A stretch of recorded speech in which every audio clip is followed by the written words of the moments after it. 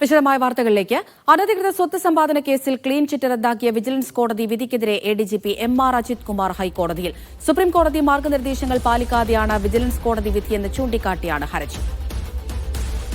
Ahmed Mojtaba കൊച്ചിയിൽ നിന്ന് വിവരങ്ങൾ നൽകും. മുജ്തബ, വലിയ തിരിച്ചടിയാണ് വിജിലൻസിന്റെ പ്രത്യേക കോടതിയിൽ നിന്ന് എം.ആർ. അജിത് കുമാറിന് നേരിടേണ്ടി വന്നത്. ഇപ്പോൾ അപ്പീൽ നൽകിയിരിക്കുകയാണല്ലോ ഹൈക്കോടതിയിൽ. എന്താണ് ആവശ്യം?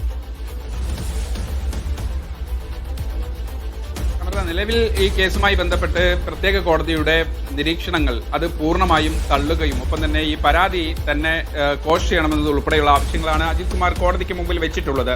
ഏറ്റവും പ്രധാനപ്പെട്ട ഒരു കാര്യം, ഒരു MLA പൊതുജനമധ്യത്തിൽ വാർത്താ സമ്മേളനത്തിൽ മാധ്യമങ്ങൾക്ക് മുന്നിൽ ചില അഭിപ്രായ പ്രകടനങ്ങൾ നടത്തി.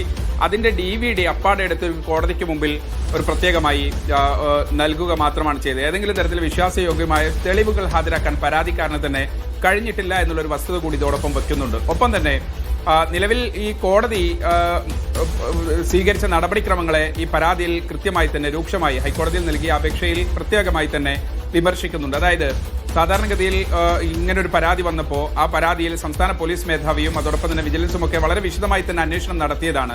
ആ അന്വേഷണത്തിൽ ഏതെങ്കിലും തരത്തിൽ ഒരു കളങ്കം അല്ലെങ്കിൽ പ്രത്യേകമായി ഏതെങ്കിലും കുറ്റകൃത്യം തെളിയിക്കുന്നതിന് ഉപോത്പലകമായ ഒരു തെളിവുകളും കണ്ടെത്താൻ കഴിഞ്ഞിട്ടില്ല. അത്തരം ഒരു സാഹചര്യത്തിൽ ഇതിന്റെ സാക്ഷിമൊഴികൾ, അനുബന്ധ രേഖകൾ ഒന്നും പരിശോധിക്കാതെ ഈ റിപ്പോർട്ട് അപ്പാടെ തള്ളുന്ന വിജിലൻസ് കോടതി ഈ പ്രത്യേക കോടതിയുടെ നടപടിയെ എന്തായാലും ഹൈക്കോടതി ഇടപെട്ട് റദ്ദാക്കണം. ഒപ്പം തന്നെ ഈ പ്രത്യേകമായി ഇതിനകത്ത് ചില ഗൂഢാലോചനകളുണ്ട്.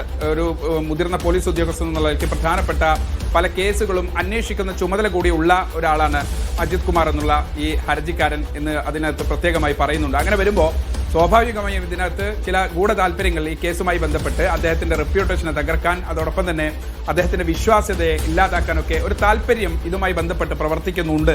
അതുകൊണ്ട് അതെല്ലാം കണക്കിലെടുത്തുകൊണ്ട് ഈ കേസ് തന്നെ റദ്ദാക്കണം. ഒപ്പം തന്നെ ഈ കേസുമായി മുന്നോട്ട് പോകാൻ നേരത്തെ പ്രത്യേക കോടതി, തിരുവനന്തപുരം പ്രത്യേക കോടതി ഈ കേസ് ഇനി വീണ്ടും ഇപ്പോഴുള്ള വിജിലൻസ് ആന്റി കറപ്ഷൻ ബ്യൂറോ നൽകിയിരിക്കുന്ന അപേക്ഷയെ തള്ളിക്കൊണ്ട് പ്രത്യേകമായി തന്നെ അന്വേഷണം നടത്തി കൂടുതൽ വസ്തുതാപരമായ കാര്യങ്ങൾ കൊണ്ടുവരണമെന്നുൾപ്പെടെയുള്ള നിരീക്ഷണങ്ങൾ നടത്തിയിരുന്നു.